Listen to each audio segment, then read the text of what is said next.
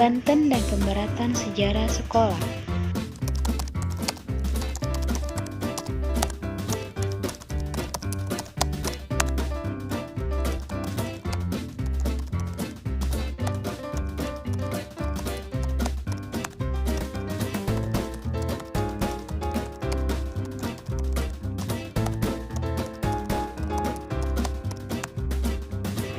Sejarah sekolah di Banten tahun 1833 sampai 1942. 1. Sekolah untuk bangsa Eropa. Banyaknya orang Eropa yang tinggal di kota ini setidaknya sejak pendirian Kepresidenan Banten tahun 1808 dapat dijadikan indikasi akan keberadaan sekolah untuk bangsa Eropa. Dengan demikian, sekolah untuk bangsa ini telah berdiri sejak awal abad ke-19. Keberadaan sekolah Eropa ini dapat dilihat dari keberadaan komisi sekolah, surat keputusan Belsuit, penggantian anggota komisi yang ditandatangani Gubernur Jenderal tanggal 18 Desember 1869 membuktikan sudah adanya sekolah Eropa di Serang. 2. ILS Serang. Sebagai sekolah tertua yang ada di Banten, ILS pada awalnya adalah sekolah yang dibuka khusus untuk anak-anak yang orang tuanya berkebangsaan Belanda atau Eropa. Anak-anak pribumi tidak diizinkan masuk sekolah ini. Selain standar dan inspeksi sekolah ini dilakukan secara ketat sesuai dengan asas konkordansi atau kesesuaian kualitas pengajar dengan sekolah serupa di negeri Belanda, juga diskriminasi dilakukan terhadap kaum pribumi, karena ILS merupakan pijakan pertama bagi mereka yang hendak meneruskan ke sekolah jenjang berikutnya. 3. Sekolah Agama Katolik Roma. Di samping sekolah umum untuk bangsa Eropa juga didirikan sekolah agama baik untuk penganut Protestan maupun penganut Katolik.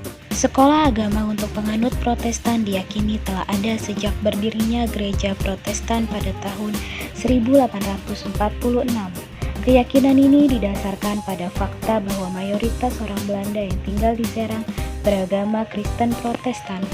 Bagi para Katolik, di Serang didirikan sebuah sekolah agama yang berada di bawah pengelolaan Gereja Katolik Roma. 4. Sekolah Bumi Putra. Sekolah ala Belanda untuk bangsa Bumi Putra pertama didirikan di Serang pada tahun 1879. Tahun pendirian sekolah ini hampir sama dengan tahun pendirian sekolah serupa yang ada di Lebak dan Caringin. Bukti keberadaan sekolah ini adalah bentuknya komisi sekolah pribumi di Serang oleh pemerintah kolonial pada tahun 1876. Murid yang belajar di sekolah ini berasal dari anak pangreh praja, baik level tinggi maupun level rendah. Kemudian pada tahun 1897, Departemen Pendidikan mengeluarkan keputusan untuk membagi sekolah pribumi tertua ini menjadi dua jenis berlandaskan peraturan pemerintah tahun 1893 nomor 125 yang menetapkan reorganisasi sekolah pribumi menjadi sekolah pribumi kelas 1 dan sekolah pribumi kelas 2. 5. Sekolah kelas 2 di Anyer. Berkaitan dengan keberadaan sekolah pribumi pertama di Anyer, dokumen dan arsip kolonial menyebutkan bahwa sekolah pribumi pertama di Anyer adalah sekolah kelas 2 yang didirikan tahun 1900. Dilaporkan bahwa lokasi sekolah ini menempati sebuah rumah besar yang disewa 30 florin per bulan. Biaya sewa ini dibayar oleh pemerintah kolonial. Siswa yang mengikuti kegiatan belajar mengajar di sekolah ini tidak kurang dari 30 orang. 6. Sekolah di Kopo. Menurut catatan kolonial, pendiri sekolah pertama di daerah ini berlangsung pada 1 April 1903. Nama sekolahnya dirujuk dalam catatan tersebut dengan Sekolah Dasar untuk Bangsa Pribumi kelas 2. Biaya pembangunan gedung sekolah ini ditanggung rentang oleh tuan tanah bangsa Eropa di Cikande Udik. Laporan kolonial mencatat bahwa sekolah ini berkembang pesat. Jumlah siswa bertambah secara signifikan.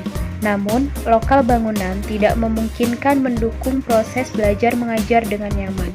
Permohonan bantuan subsidi untuk penambah lokal bangunan diajukan kepada Departemen Pendidikan. 13 Maret 1908 permohonan dikabulkan. Pemerintah memberi subsidi sebesar 293 florin. Jumlah ini lebih dari cukup untuk membuat lokal bangunan semi gedung.